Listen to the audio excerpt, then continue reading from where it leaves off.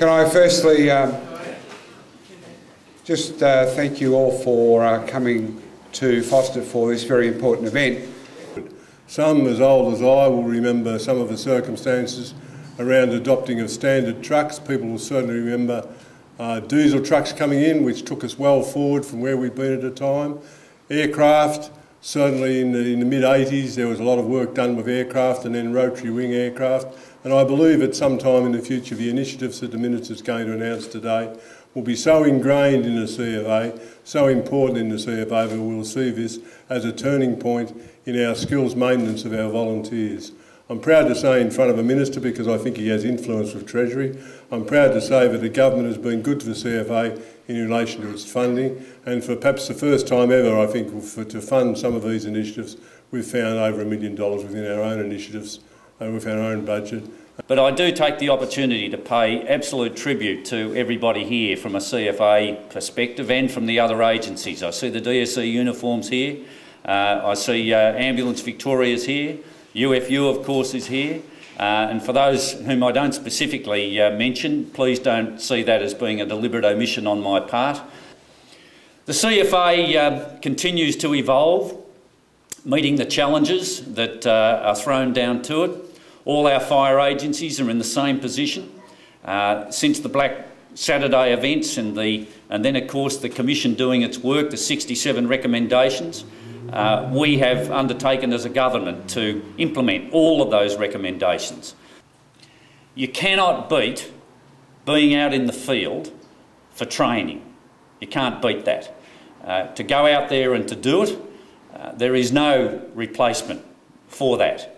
But on the other hand, in the contemporary world, there are things that you can do for the purposes of the practical and beneficial use of technology to enable training to be better advanced, not only in the sense of moment by moment and the next step, but also in having a system whereby you can actually record the extent of the progress of an individual member of a brigade and be able to see it advance through its training processes.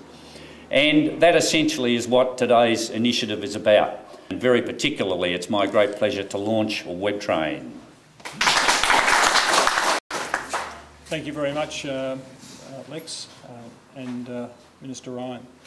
It's my pleasure to give you a brief overview of what these initiatives mean, and I reflect in December '98, after the tragic events of Linton. We thought we had a challenge in introducing minimum skills, and we in fact have exceeded all our expectations in relation to that. But our biggest challenge wasn't to sign people off. Our biggest challenge was to actually keep them skilled and keep them current.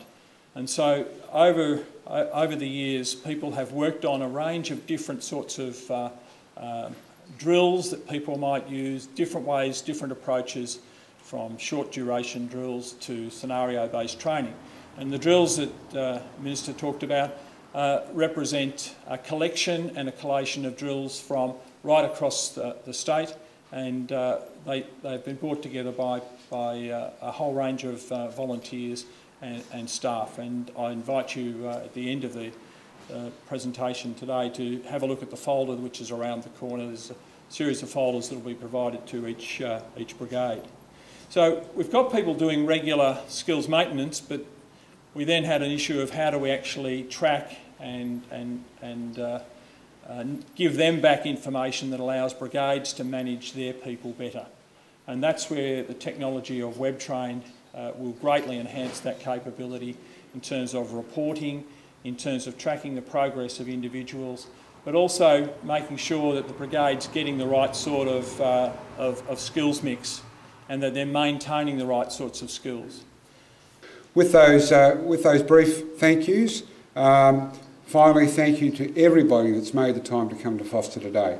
It's been a tremendous turnout, and it really gives me a lot of confidence as the new Executive Director that training in this organisation is seen as one of the most important activities that our people can do, and you've just reinforced that to me today, so thank you all for coming.